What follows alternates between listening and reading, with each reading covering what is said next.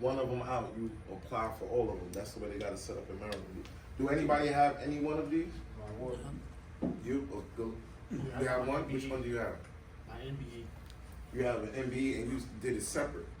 No, I got it all. So you do got it all. So you've been to the website and you did it all. How long it took you to do it? I actually had somebody do it for me. Somebody did it for you? Yeah, for like public registration and How long ago was that? you gotta recertify like every year through the MBA. So they do it for, they recertify for you every year? Yeah, but I had somebody do it for me though, but yeah, they do it for And me. they recertify for you every year. I'm about to say something totally different after COVID. Business is more strict after COVID. A lot of people did PPE loans. A lot of people did different things with their business, and all the businesses are now talking with each other, right? So when we go over this, is going to be a simple PowerPoint, right? But as we go over it, I want everybody to notice the hints. We're going to find out who the money man is. But everybody asking for money, everybody looking for money. Nobody don't know who the money man is. Everybody in Maryland, everybody know who the money man is in Maryland? Treasury. For business? The person who gives the contracts? Like when you're going for a grant. Oh, that ain't Right. the county executive, one of them Nope, executives. we about to say who it is, and then once I say it, y'all gonna be like, oh yeah, their name is everywhere. We about to see the difference of how to look at it as an entrepreneur and not as a customer. There's a lot of businesses, we business owners, but we still walk around like customers. We don't really know how the business go. You see what I'm saying? So I'm gonna show you the easy way. We're gonna show you one place that you can get all of this at the same time, and also for women. There's a lot of women in here. You also get your women's certificate, right? All right. So I'm gonna introduce myself. My name is Paul. It's a little history. This is what he was saying back when I was in college. When I was in college, I was the vice president at that time of entrepreneurship program at Anne Arundel Community College. Then I became the president of the Anne Arundel entrepreneurship program at Anne Arundel Community College. First time I went to college, I was in jail. I was in NTC. I'm from New York. I came out here. I was in the military, went to Fort Meade. I worked for the NSA, did all this stuff. Once I came out of the military, none of that stuff didn't count. They was like, you got to do all your learning all over again. It doesn't count on the civilian side. So I'm like, dog, I got my military weapons. I'm coming off of Fort Meade, trying to move to a cheap area. Instead of going back to New York, I go to Cherry Hill. Oh. See, everybody say, right? So I'm looking online. I'm like, all right, this is the cheapest spot. Boom. Better for my buck. I go ahead. I carry my military weapons. People must have been trying to they scheming on me, right? And they saw I had weapons. I never used them. I never had them to fight. Never pulled them out on nobody. And they tried to run up on me. They saw I had weapons because I'm moving my stuff in. They left. And then they must have thought that I was going to do something in return. They called the cops on me. One thing, Brother Paul. Can you see the edge of that table? That green table? Yep. And the edge of that wall where it stick out? Right at the end of the projector? See where it stick out? You said the end of this table. Right, and that wall. See where it stick out right there? Yeah. Can you stand between those Oh, that's you giving me my place to stand. All right, so right here is good?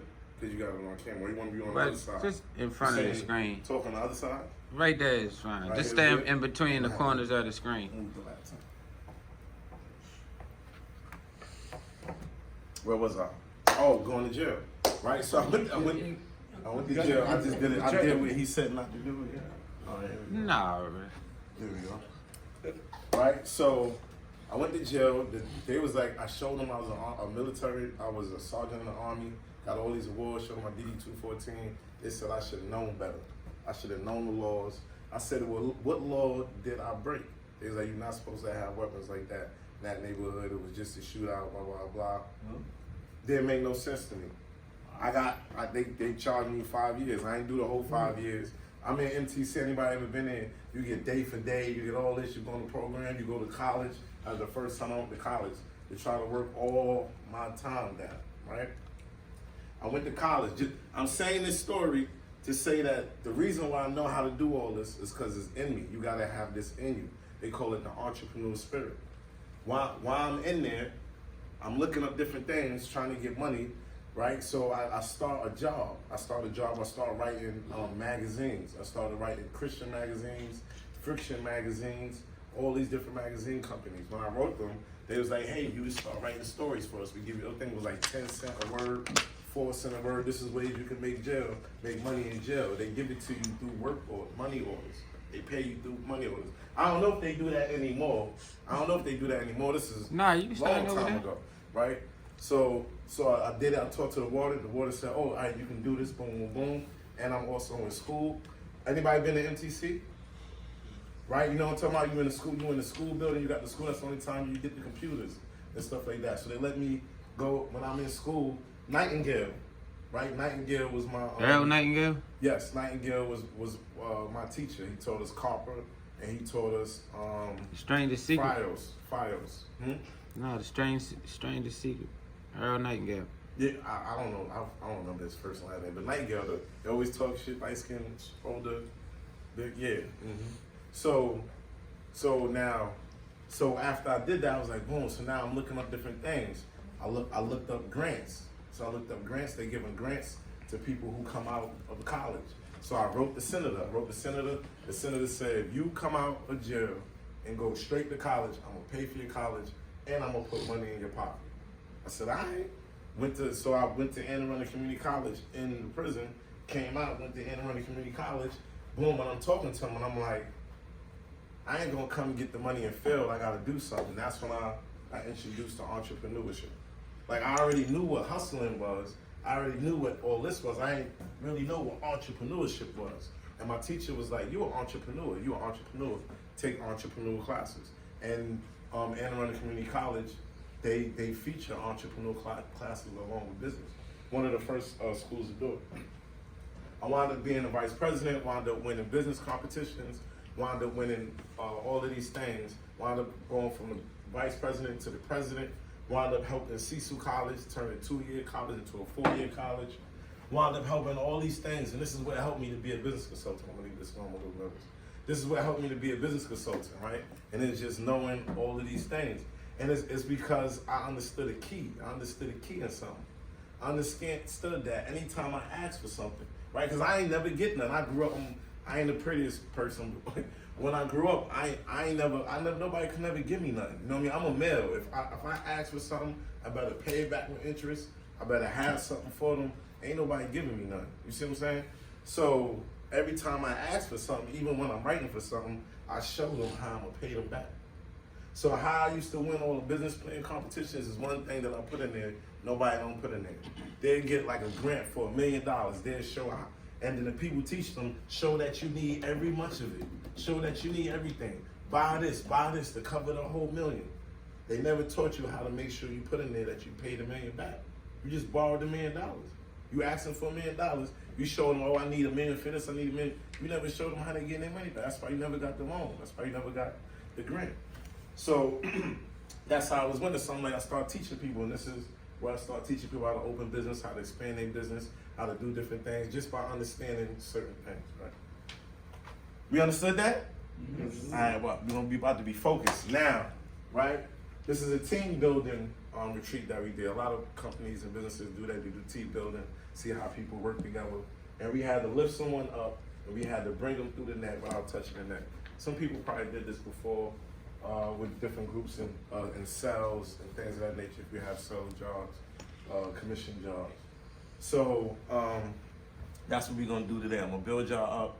We're gonna build a whole nother trust, and we're gonna look at this the right way, so it won't be hard. Y'all had to lift them up and take them through the net without touching the net. Without touching the net. What was the net? Nah, we had to do it with all of us. Right. So what was the net supposed to represent? Any challenge showing that if we work together, put our minds to it, we'll be able to succeed, even if it seemed hard. We all picked them up together, so we positioned ourselves to make them right, and then we was able to carry them over to the next side. Right. So the reason I point that out, that's what I figured, but the reason I point that out is for y'all to see the purpose of us being here. So I hope y'all exchanging each other's numbers, because the reason I'm gathering y'all here, I'm trying to help lift y'all up, so it don't take y'all 10 years to learn what it took me a decade or so to learn. You can learn it in a year or 2 years. So we trying to lift you through the nets without you touching it and having to go through all the hurdles. That's why I'm bringing this information and stuff tell y'all to shortcut your learning curve. And if anybody been in jail or know people in jail, they have this book called Jobs for Felons. Right? I didn't know it's a real good book. Somebody said something? I didn't know they had that book. Oh, you said you heard of it? I haven't. Oh, it's Jobs for Felons. My boy did it. He makes $120,000 a year. He an elevator mechanic. It's mostly trade jobs. There's a whole bunch of jobs and stuff that will hire you, no matter if you're a felon or not. And then if you're a felon, you definitely, if you have people in your family that's like that felon, they need to be in meetings like this because you still open a business, right? We just found out you can still be president because of Donald Trump, man. Right? So we gotta realize that you can still open a business if you can't get a job. You can open a business. That's the beauty about this. So now, it's someone, right? She's a broker on the internet. What kind of broker? Her name, she a biz broker, right, on the internet. But she works like a lot of, what you're about to see as she start to say everything that she does, everybody has multiple revenues now. Everybody don't have this one title. So I'm making revenues from here, making revenue for there. Everybody's trying to do multiple revenues. It don't have to be multiple $1 million revenues. It'd be multiple $100, $200, depending on which your goal is, how you want to live. If you want to live, so she's gonna break everything down.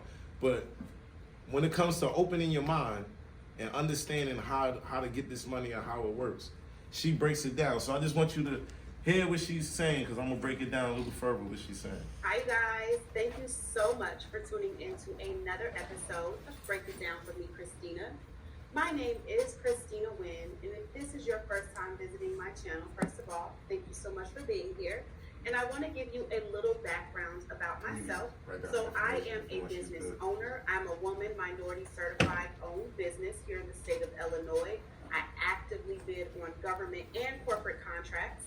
I am a business broker. So I help business owners sell their business, take them through the franchise process, and I also help people who are interested in purchasing an existing business to go through the acquisition process. And finally, I am a business advisor with the Small Business Development Centers Network. That is an initiative through the SBA where we offer no-cost business advising. I'm so grateful for you all. You all have been so engaged with my channel. You have been booking the discovery call.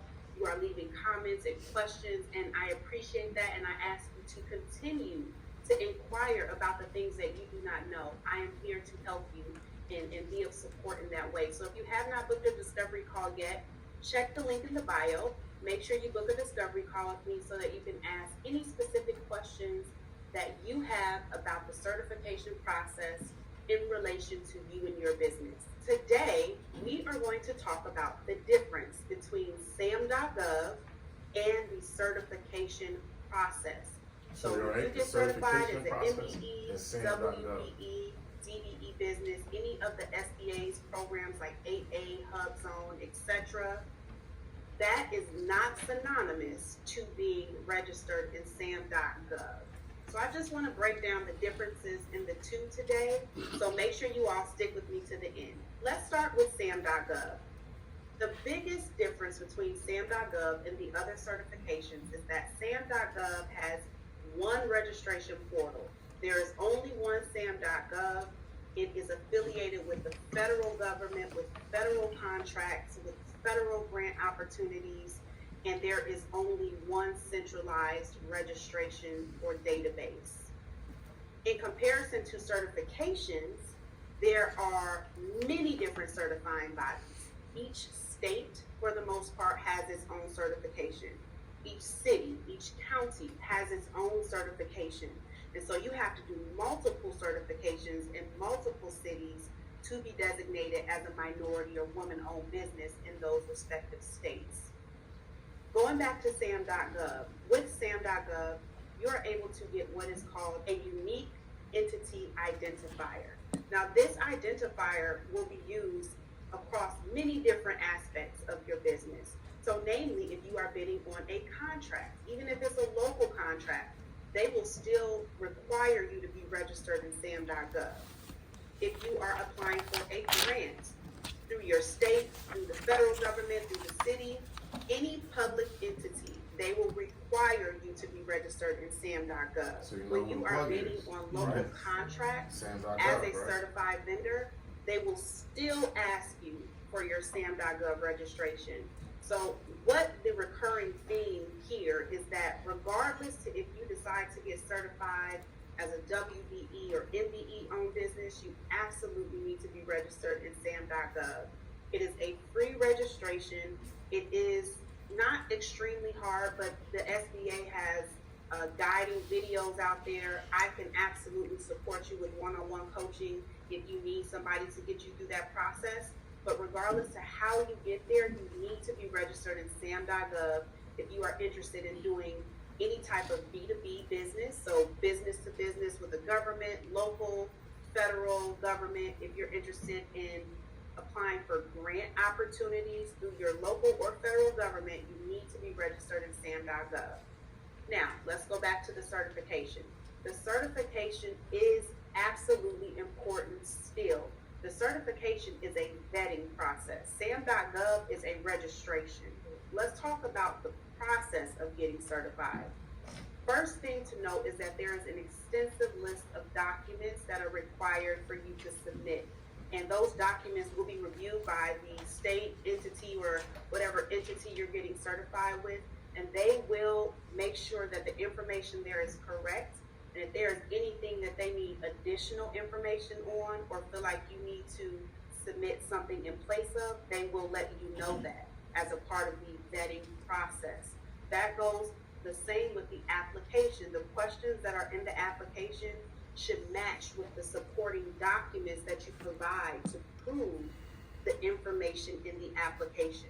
So the certification is an intense application that is coupled with a vetting process. Additionally, there is typically an interview process for the certification. So the application and the interview process are different in the sense the application is very intensive. The interview process is not as intensive. They're asking you general questions about your business, verifying that you really are the owner operator, and then they may want to see the office space that you have, even if it's a home base. That's the question I was getting at with you when you said you had somebody do it for you. Oh yeah. Did you get the interview? Did you? Yeah, that was in the beginning, but like I said, I had mine since like 18, 19. So you did everything yourself in the beginning, and then you have somebody else just to renew it. Yeah. Okay. So that's what I was saying. Certain things nobody else can do for you. You see what I'm saying? Because they checking everything. This is how a lot of people go to jail. Anybody know anybody who went to jail because of their accountant? Anybody ever heard that story before? Yes. Right? You can't have everybody do stuff for you. If they mess up, because you hire somebody and somebody's trying, their job is to get you in. You give somebody some money, like, hey, get me in this. They gonna try to get you in. You're gonna get denied. They're gonna send it back, change up a couple of numbers. Oh, I got you in. You happy you in? But now when they come and check everything, now they trying to put people to jail or give people fines, and this happens all the time. So that's why, and that's because we don't see what it is we gotta do. So what I'm saying is, like how he said, you started off the first time yourself, so you know what you're doing. You know you put the information in there. Then you pay somebody to keep it running throughout the year. Office, they will still want to do a site visit to see where Then there's a site visit. A lot of people be using different addresses. Those they come are to the see the main site. differences between the You two. lose the But money it's before you important end to out. make note again, the SAM.gov registration is something you want to do regardless to which level of government or with corporations you're interested in doing business with. But when you think about the certification, you want to think about who are your ideal clients. Are they public government entities? Are they private corporations? Are they in a particular state or region? Really identifying where those opportunities are will help you guide what certifications you get, because there are so many different ones out there. So I hope this video was helpful for you. If you have questions, please book a discovery call with me. If you need support completing any of Sorry, I had just just got like new computer and new programs, and all of my old stuff I have to redo them because it doesn't fit. So I'm sorry. So she broke it down. So now in 1978, right, you have the birth of the MBE, right? I'm gonna ask again because like 10 new people came in. How many people got minority business enterprise certificate? 1, 2. Anybody got women-owned business certificates? A lot of women in here. No? That's the easiest one. All right, we're gonna go through it. In 1978, the Maryland General Assembly enacted the legislation creating the Minority Business Enterprise program to ensure that the social and economical disadvantaged small business owners are included in the state's procurement and contracting opportunities. Certain regulations set aside for the program to have 29%, I'm gonna try to speed it up, 29% across 70 participant agents and departments. That means out of all of the money, 29% of the money, they setting it aside just for the people in this program, right? And then this is what Maryland tried to do. So out of $1 billion, you know, about 30% is going to these people to set aside, to the people to set aside program. And that's another thing that's important. As we go in and get all these certificates, it don't work with everything. If you try to get a grant, and I'm gonna show you, if it don't bring the certificate up, it don't care if you're a minority. It's only they only set things aside for these certificates. So we gotta remember that. It's like a set aside program. And not because I want to make it real for y'all. Y'all see this bridge is down? Mm-hmm. Are y'all aware they been giving out grants for this? Yep. Have anybody in here got them? Nope. Right, I got 30-something grand back. So if y'all don't believe it, it's real. And I can help other people get money back too. So I'm not just bringing people here just to be here. Pay attention, use this stuff, and if you don't understand it, then you reach out for people and you compensate them for their time because people got lives and families and stuff. If it's something I could do, I can help you for free, then I'll do it. But I can't ask people to do that with their life because I can't volunteer somebody else's time. But this is real shit. It's not a fairy tale. There's a lot of grants. We're gonna go over it. There's a lot of grants. Like she said, it's federal, that's SBA, right? And then you have your state, then you have your city, depending on the city you're in. If you're in Baltimore County or if you're in Baltimore City, then you have your town. Like, that's why, like, when you go to the good neighborhoods out here, they got little towns, but they get everything. They got all the stuff in their town, so they have different things. So remember, it's all of those aspects you can look for grants. You can look for grants in your town, look for grants in your city, look for grants in your state, and look for federal grants. So it's all over. If something happened, if they building a new building, then you should be looking for grants coming out. Like the Fed building, the federal building, they said they're bringing it from DC to Maryland. We should be looking for grants on that. And it could be anything. It could be, you gotta realize, because it's people with different businesses. I'm about to ask 5 people what business they have. Because what people don't realize, you could be a barber. You could be a barber, and then they'd be like, hey, we need somebody to cut hair on base. We need somebody to cut hair here. They might send you to another country to cut hair because they doing something with American Red Cross. But with the Red Cross and things like that nature, as they helping and feeding people, you never know how they might need your business. Sometimes they need haircuts. A lot of people cut hair on base through getting the Getting the grants. That's Getting why the grants I put the water up there. or getting the competition. Or it's like I'm gonna show you. Can you give them a couple of real life examples of ones you've done so it could become real for them? It's coming up. It's coming All up. right. We're gonna go right to the website. We about to show another plug for Maryland. So we know SBA, right? That's federal. Well, 1 second. I hate to do Don't- Look, this brother done helped establish colleges that wasn't colleges and get money to build buildings and facilities and all that type of shit. So like I was telling y'all earlier how much I invested in my mind, you can't go off of appearances because you can't tell what's in somebody's brain. I'm not saying y'all doing that. What I'm saying is he's just been introduced to y'all. I brought him here for a reason because the shit that he do is real and is beneficial to y'all. So take it serious that you got access because ain't nobody doing this shit for free. So here's the person. Here's the name that you want to know who got the money. That's MDOT. Don't we see MDOT everywhere around here? Mm-hmm. MDOT is everywhere around here. Is because they are the only people who get the money. They are the MDOT. That's why MDOT is everywhere. I'm gonna show you the next, right? The Maryland Department of Transportation, MDOT. What do you mean by they get the money? The official agency of the state of Maryland. For distributing the money This or is for only getting in it? Maryland. Right. Everything goes through them. I'm about to show you. Everything goes through them. It's two ways to get contractor opportunities. Contractors are awarded by any Maryland agency, most countries, cities. I got a list. Somebody say municipalities. Municipalities. So like the people, so they have so just for example, when it's a snow day, they need people to do the trucks, they need people to do the snow, they need people to haul different things. So it's so many different ways that you can get grants, right? Then the second way is federal projects. So we went over this, right? Federal projects with whole or partial funding. So like sometimes people don't know this, you can both take a part. So if we all know each other and we see a grant and you only could cover a quarter of it and you could cover another quarter of it, then we both gonna put in, but we gonna put in showing how I'm covering this side and you gonna put in showing how you covering this side.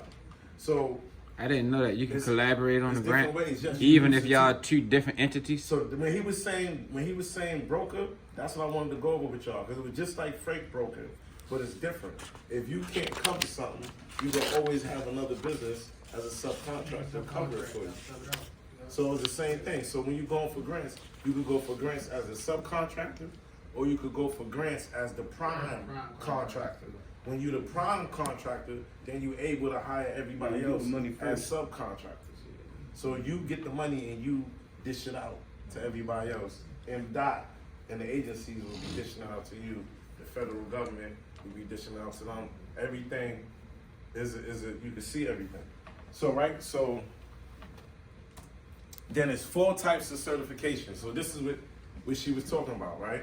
You have the registering, and then you have the certification.